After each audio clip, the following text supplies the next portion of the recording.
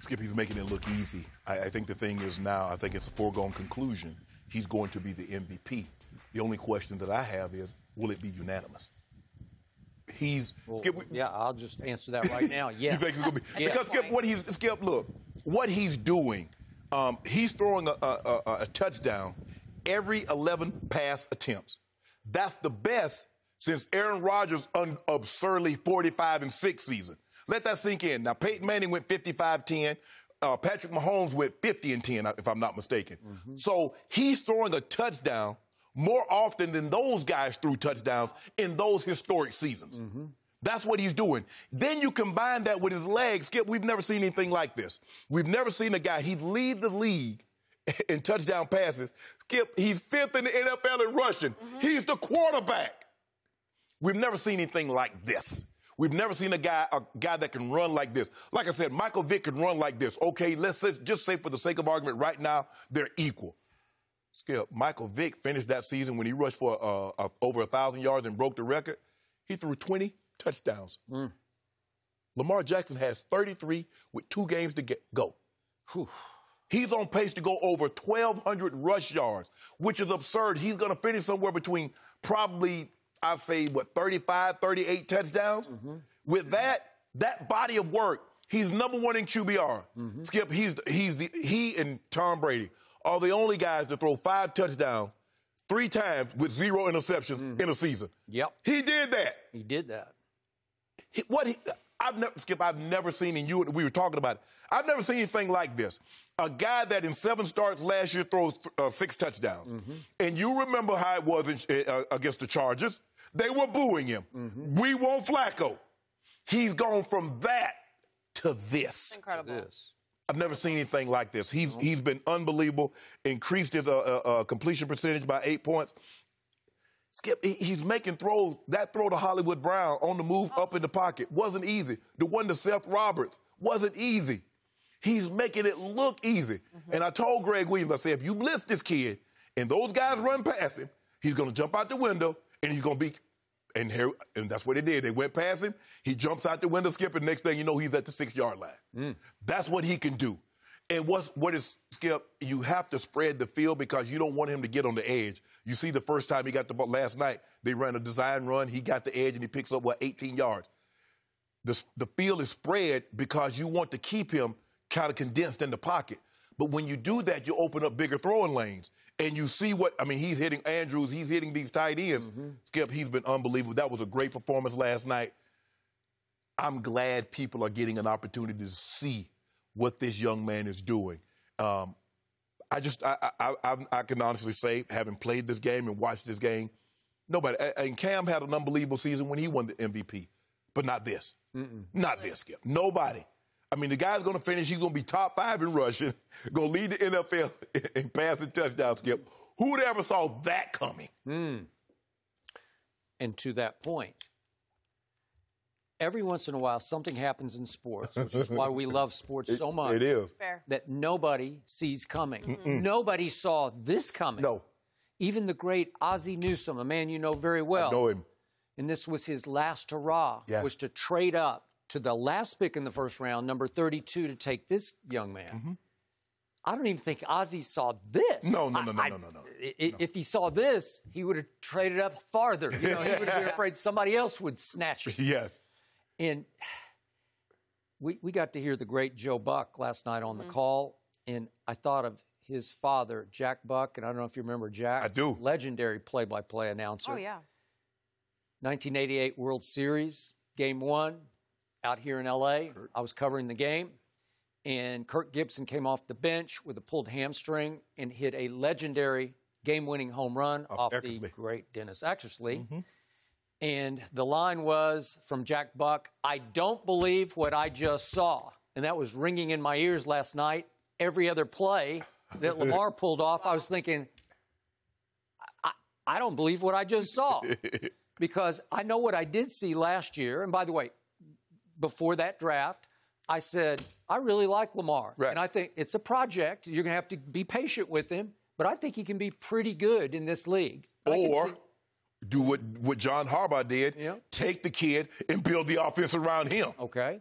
But nobody saw Okay, so we saw him try to do that last year because, Lamar he started 7 games last year. He played in all 16, so he got his feet wet. Because he got, if you mix metaphors, he got thrown into the fire. Correct. And we saw some glimpses of brilliance. Yes. At Kansas City, he hung right in there. It took 2 fourths down for the Chiefs to beat him. It did, and he was pretty good, and that was probably his best game of the year. But his QBR for the whole year ended up 46, which was 28th in the NFL. So it wasn't predicting greatness in the QBR. And remember, Skip, he went to San Diego. He went to L.A. and beat the Chargers on a Saturday night. Okay, all right. But then, to your point, he winds up in a home playoff game against those Chargers. And through 3 quarters, he was 3 of 9 for 25 yards. Think about that. Yes. That same guy you've been seeing night after big stage night. Yes. He was 3 of 9 for 25 yards through 3 quarters. And then they rallied in the 4th. They're down, 23-3 with 9 minutes left. And they rallied and they cut it to 23-17, but it really wasn't that close. Right. How do you quantum leap from that performance to what happened? You could see it in Game 1 this year at Miami. He went home to Miami, and he just lit up the Dolphins. Yeah. And we weren't sure. We thought the Dolphins were just kind of the middle of the pack. They take it for Tua. Okay, but again, I thought, they got some talent, but he just destroyed them on opening day. Remember that? Yes. And he really hasn't looked back. They have lost a couple of games. He lost to Kansas City, and then Baker went in there and lit him up. And Lamar played pretty well in that game, but Baker played a little better. Correct. And the Browns played a little better than the Ravens did, scored 40 points. But the point now is, and you've brought this up regularly, but it's so many that they haven't just stacked wins, they've stacked impressive wins. They went to Seattle and won 30-16. They beat the Patriots on a Sunday night, 37-20. Houston went there and lost 41-7. This is toying with people. Yes. The Rams on Monday Night Football. In their building. 45-6. Are you kidding me? 45-6? That's not even fair. And then they did beat the Niners, so it was a big quality win. Right. And it's 20-17, but it really wasn't that close to me.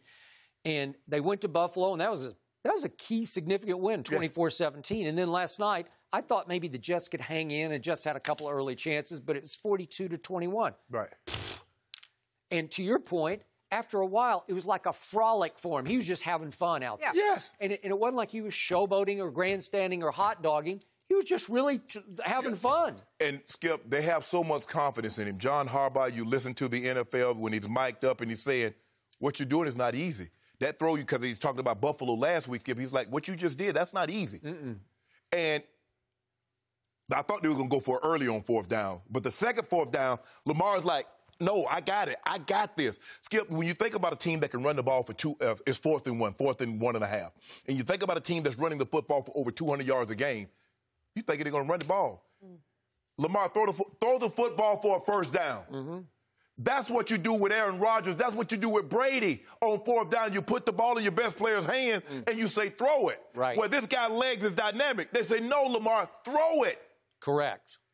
So I repeat, the reason this is so revolutionary to my eyes is because, to my eye test, he is now easily the best running back in football. He's better than Chubb. He's better than Zeke. He's better than Dalvin. Right. He's better than Lil McCaffrey. He's better than any of them with the football tucked under his arm. Right. He has also become as deadly a thrower of the football as we see in this whole league. Right. You can have Drew Brees, you can have Tom Brady, whoever, you throw them all in there. This kid is deadly accurate. He just flicks missiles. And just when you think it's safe to say, oh, he just dinks and dunks for the most part, he will launch a missile from 60 yards. And the one I thought his best throw of the night was the pass interference in the end zone on Hollywood Brown. Do we have that play? There's another one that we're seeing all of his touchdowns here. Yeah, here's the missile to Hollywood that was a... Look at this, he's throwing it off one leg. On the move. Yeah, that was his throw of the night because that was going to be a touchdown. That was going to be a tub, yeah, absolutely. And that ball travels a real easy 60 yards in the air. Yep. So don't tell me he doesn't have a big arm. And the first, and the touchdown, I think it's the boy can skip. You see him slide up in the pocket and then flip it change his arm angles and get the ball like it's nothing. Yes. Side arm. Skip, I think last year why he struggled so much, This wasn't Greg Roman's offense. This was Marty Morningwig offense that was put in to accommodate Joe Flacco. That's true. So they're trying to put things together on the fly. Now we get an entire offseason to come up with a scheme. Greg Roman knows the scheme. He put the scheme in that helped Colin Kaepernick and the 49ers get to the Super Bowl against this very Ravens team. So we have an entire offense to work on a scheme for this guy to get comfortable. Because I can assure you, they talked to Bobby Petrino. And they got a lot of those plays that they running for the Ravens. They got those from Louisville and Bobby Petrino. That's true. And he's comfortable. Skip, look, there's this thing everybody talk about, coach. Sometimes coaches get lazy. Well, he can't run my system. Every quarterback that's starting today is in a system that accommodates what they do really well. John Harbaugh says, man, I'm tired of just going prototypical. Let me get 6'5", drop back, and let's go from there. How about we get a guy that's this athletic? Because somebody won the Heisman Trophy his sophomore year, threw for 3,000 yards, ran for 1,500. Somebody did that. He did. So John's like, well, how about we get that guy, build an offense around him, and go from there? Yep. And that's what they've done. And he's rewarded them. You see, quarterback by the position, we look at the quarterback, and it's always been this way, Skip. It's kind of like in a leadership role. You see the way those guys respond to this kid? The linemen, the running back, the defense, the receivers, the coaches. They cannot wait to talk about him.